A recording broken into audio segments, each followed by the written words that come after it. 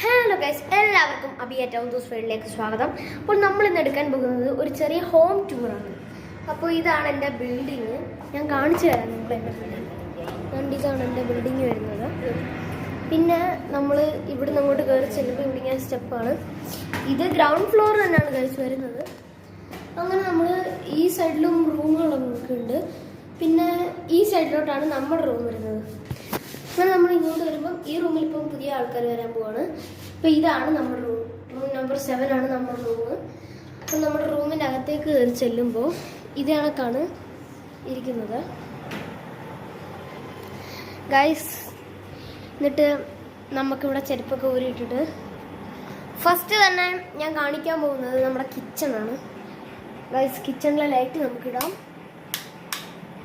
എന്നാണ്ട് ഗൈസ്, ഇതാണ് ഞങ്ങളുടെ കിച്ചൺ ഗൈസ്. ഇതാണ് കിച്ചൺ. ഇവിടെ ഒരു ഫാൻ വരുന്നുണ്ട്, പിന്നെ ഒരു ഗ്യാസ് വരുന്നുണ്ട്, ഒരു സിങ്ക്, അങ്ങനെ ഒരു കൊച്ചു ടേബിള്. ഇതെല്ലാം ഞങ്ങൾക്ക് ഇൻക്ലൂഡഡ് ആയിട്ടാണ് കിട്ടിയിരിക്കുന്നത്. പിന്നെ ഒരു വലിയ ഫ്രിഡ്ജ് വരുന്നുണ്ട്. ആ ഫ്രിഡ്ജ് ഞാൻ ഇത്രയും സ്പേസ് ഉണ്ട് ഗൈസ്.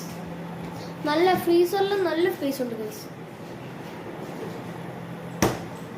പിന്നെ ഞങ്ങളിവിടെ വിളക്ക് കത്തിക്കാൻ വേണ്ടി ഒരു ചെറിയ ഒരു ഞങ്ങളുടെ അമ്മയുടെ ഒരു കൂട്ടുകാരൻ കൊടുത്തതാണ് അമ്മയ്ക്ക് ഇത് വിളക്ക് കത്തിച്ചോന്നും പറഞ്ഞ്.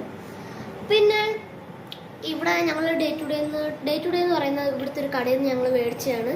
ഇപ്പം നമുക്ക് നല്ലൊരു ഇതൊക്കെ കിട്ടി. Home it's a place, it is not feeling, അങ്ങനെയൊക്കെ എഴുതിയ ഒരു സംഭവമാണ്. പിന്നെ ഇവിടെ നമുക്കൊരു വാഷിംഗ് മെഷീൻ വരുന്നുണ്ട്. ഇവിടെ ഇങ്ങനെ ഒരു സോഫ വരുന്നുണ്ട്. അത് കഴിഞ്ഞിട്ട് പിന്നെ നമുക്ക് ഇവിടെ ഇങ്ങനെ ഒരു കബോർഡാണ് വരുന്നത്. ഈ കബോർഡ് നല്ല സ്പേസ് ഉള്ള കബോർഡാണ്. നമുക്ക് എല്ലാം വെക്കാൻ പറ്റും ഈ കബോർഡിനകത്ത്. നമ്മുടെ എല്ലാ സാധനങ്ങളും നമുക്ക് നന്നായിട്ട് ഓർഗനൈസ് ചെയ്യാൻ പറ്റുന്ന ഒരു ഡ്രോയർ ഉണ്ട്. പിന്നെ ഇതിൻ്റെ അടിയിലൊരു ഡ്രോ ഉണ്ട് ഗൈസ്. അതുകൊണ്ട് ഇതാണ് ആ ഡ്രോ. പിന്നെ ഗൈസ് ഇതാണ്ട് പിന്നെയും ഉറങ്ങളുണ്ട്. ഇതാണ് മെയിൻ ഡ്രോറ്.